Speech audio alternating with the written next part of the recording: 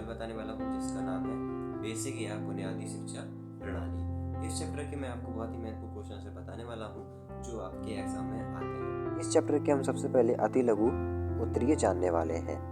तो पहला प्रश्न यही होता है जो कि चैप्टर पर ही लिखा हुआ भी है कि बुनियादी शिक्षा प्रणाली। तो ऐसे ही प्रश्न भी है, बुनियादी शिक्षा पाठ्यक्रम के 2 अंगों के नाम लिखिए। तो पहला अंग तो है छात्रों को क्रियात्मक रूप से सिखाना और करके सिखाने की भावना को जागृत करना। ठीक है, उसको क्रियात्मक किस प्रकार से क्रिया होती है वो पहले बताना, उसके बाद प्रैक्टिकली कुछ दिखाकर उसको भावना उसकी जागृत करना, जिससे बालक आत्मनिर्भर बन सके कि बालक सोचे मैं भी ये कर सकता हूँ। दूसरा है ज्ञानात्मक में छात्रों को उन विषयों के बारे में शिक्षा देना जिससे उन्हें अपने आसपास की परिस्थितियों का ज्ञान हो सके। ठीक है, तो छात्रों को ऐसे विषयों की शिक्षा देनी चाहिए जैसे कि ये हमने पढ़ रहे हैं एजुकेशन यानी शिक्षा शास्त्र। तो हमें शिक्षा के बारे में पता चलता है कि आसपास की जो किस प्रकार से परिस्थितियां हैं और सरकारी स्कूल में क्या है शिक्षा और प्राइवेट स्कूल में क्या है शिक्षा। दूसरा प्रश्न है बेसिक शिक्षा के पाठ्यक्रम में बालिकाओं के लिए कौन सा क्राफ्ट अनिवार्य किया गया है। तो बेसिक शिक्षा के माध्यम पाठ्यक्रम बालिकाओं के लिए गृह कला अनिवार्य क्राफ्ट माना गया है। अगला प्रश्न है बेसिक शिक्षा को बुनियादी शिक्षा क्यों कहा गया है। तो बेसिक शिक्षा को बुनियादी शिक्षा इसलिए कहा गया है क्योंकि योग्यता बालक की योग्यता क्षमता आदि को प्रयोग में लाती है कौन बुनियादी शिक्षा, तथा बालक के भावी जीवन की आधारशिला तैयार करती है। यह शिक्षा मनुष्य की मूलभूत आवश्यकताएं जैसे रोटी कपड़ा और मकान से संबंध है। ठीक है, अब बुनियादी इसलिए कह रहे हैं क्योंकि अगर हम शिक्षा को अच्छी तरीके से ग्रहण करते हैं, अगर अच्छे पद पर पहुंच जाते हैं तो उससे जो है हमारा जीवन अच्छी तरीके से व्यतीत कर सकते हैं, हम बेरोजगार नहीं रहेंगे, सीधी सी बात है। इसलिए हमें इसे बुनियादी शिक्षा मानना है। अगला क्वेश्चन है बेसिक शिक्षा की शिक्षण पद्धतियाँ कौन सी हैं। पहला है विषयों को हस्तकला पर केंद्रित करके पढ़ाना, हाथ से बनाई गई कला है वो। दूसरा है क्रिया द्वारा शिक्षा। तीसरा है स्वाभाविक का क्रमानुसार शिक्षा। 4 है छोटे छोटे समूह में बांट कर पढ़ाने का ढंग। और 5वां है भाषा द्वारा शिक्षण, बोलकर बताना, शिक्षा देना। अगला क्वेश्चन बेसिक शिक्षा के किन्हीं 2 मुख्य सिद्धांतों का संक्षिप्त वर्णन कीजिए। पहला है बालक का स्वतंत्र विकास। तो बुनियादी शिक्षा में बालक की रुचियों का ध्यान रखा जाता है और उन्हें कार्य संपादन में पूर्ण स्वतंत्रता होती है। अब ऐसा नहीं है बालक की रुचि है कला में और आप उसे पढ़ा रहे हैं मैथ। ठीक है, तो बालक को स्वतंत्रता होना चाहिए जिससे कि वे अपना सब्जेक्ट चुन सके, विषय चुन सके। इससे बालकों को स्वतंत्र अभिव्यक्त करने का अवसर मिलता है, यानी अपनी प्रवृत्ति बताने, अपनी जो रुचि है उसको बताने का मौका मिलता है। दूसरा है निःशुल्क तथा अनिवार्य शिक्षा। गांधी जी के अनुसार 7 से 14 वर्ष तक के बालकों को शिक्षा देना अनिवार्य है, निःशुल्क यानी बिना पैसे के। अगला प्रश्न है समवाय शिक्षण विधि का क्या अर्थ है। तो समवाय शिक्षण विधि से तात्पर्य ऐसी शिक्षण प्रतिक्रिया से है जिसमें हस्तकला के माध्यम से अन्य विषयों की जानकारी दी जाती है, अर्थात विषय को क्रिया के आधार पर सिखाने का प्रयास किया जाता है। अब जैसे कि हमने कोई प्रोजेक्ट बनाया हाथ से तो ये हस्तकला हो गई। अब उससे जानकारी दी जाती है क्रिया किस प्रकार से कार्य करती है। जैसे हमने मानव हृदय बना लिया हुआ क्राफ्ट करके, तो ये कैसे कार्य करता है ये जानकारी हमें प्राप्त कराई जाती है। अब देखिए अगला प्रश्न है बेसिक शिक्षा के प्राथमिक स्तर पर कौन कौन से हस्तकला रखे गए हैं। प्राथमिक स्तर पर ऐसे हस्तकला को रखा गया है जो रुचि कर हो और जिनसे ज्ञान की प्राप्ति हो। इनमें बागवानी, कृषि से संबंधित कार्य, हस्तकला आदि सिखाए जाते हैं। इसमें बालक को बागवानी कृषि यानी बागों में छोटे मोटे हम जो है साग सब्जी उगा सकते हैं और ये भी हमें बताया जाता है, तो ये भी बालक कर सकता है। अगला है बेसिक शिक्षा में प्राथमिक स्तर पर हस्तकला के लिए प्रतिदिन कितना समय निर्धारित किया गया है? 3 घंटा 20 मिनट रखा गया है। ठीक है, अब देखिए बेसिक शिक्षा का माध्यम किस भाषा को बनाया गया है? मातृभाषा को।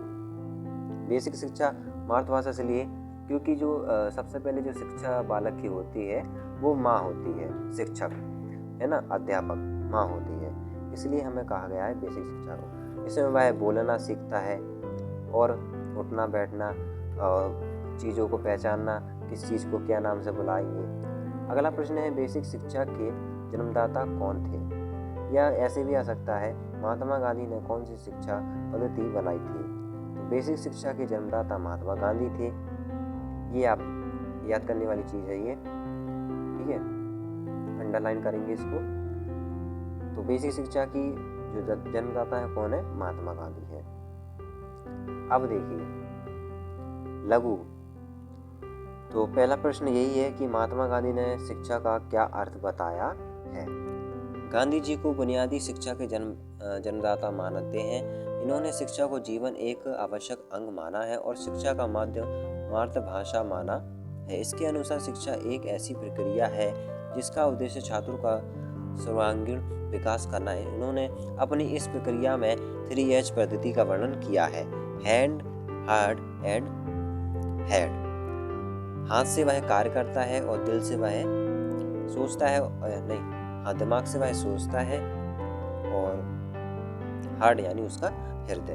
तो गांधी जी के अनुसार शिक्षा के माध्यम से छात्रों की बुद्धि, आत्मा और तो हृदय को रखा गया है आत्मा में, और हेड यानी सिर उसको रहा है मस्तिष्क यानी सोच विचार करके, और हाथ जो है उसकी कार्य करने के लिए। तो आत्मा और शरीर के विकास पर बल देते हैं। अगला प्रश्न है बेसिक शिक्षा के माध्यम से श्रम की महत्वता किस प्रकार से स्थापित होती है?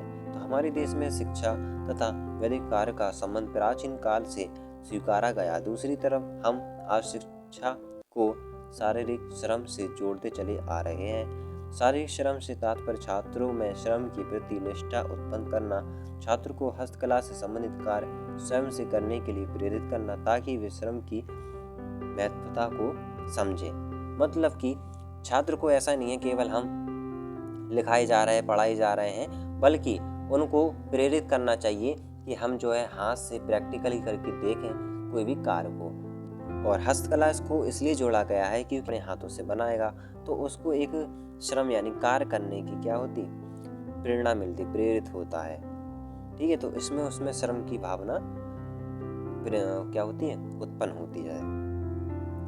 तो इसमें वह स्वयं को एक आत्मनिर्भर भी बन जाता है, जिसमें वह उसकी क्षमता हो जाती है कि वह यह कार्य को कर सकता है।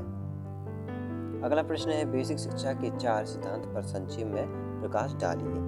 पहला तो ये है बेसिक शिक्षा एक अनिवार्य शिक्षा है जो सरकार द्वारा अपने राज्य में निवास करने वाले 7 से 14 वर्ष तक के बच्चों को निःशुल्क देना अनिवार्य है। यही गांधी जी के अनुसार भी है, क्योंकि गरीब लोग